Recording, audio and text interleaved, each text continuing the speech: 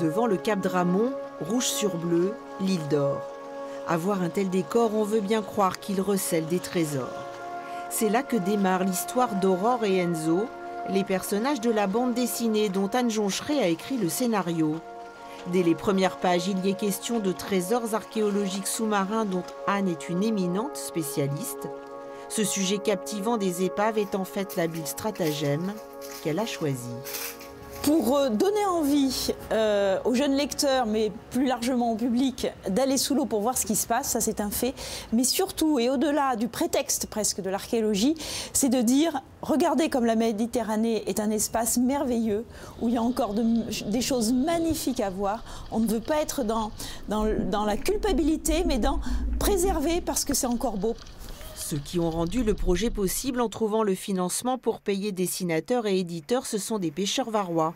30 000 € obtenus grâce à l'APAM, leur association en faveur des activités maritimes.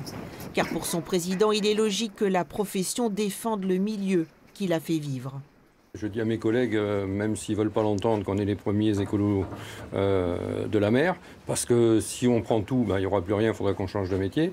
Et donc, oui, les pêcheurs doivent aussi faire partie du passage de connaissances et pour que les jeunes générations prennent conscience qu'il faut vraiment protéger ce milieu qui est tellement important. Et pour faire d'un citoyen un protecteur de la mer, les auteurs donnent des informations plutôt que des leçons. Alors à la fin de la BD qui distrait, le lecteur trouvera quelques pages très pédagogiques. On a fait un dossier qui sera force de proposition pour des scolaires, pour du grand public, pour tous les gens qui vont s'intéresser à se dire aujourd'hui à cet instant T on en est là, c'est pas que de notre faute, c'est un problème collectif.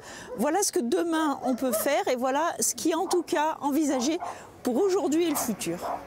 Les 2500 exemplaires édités seront distribués gratuitement en priorité au jeune public, pour que la Méditerranée, musée engloutie, reste riche de tout, longtemps encore.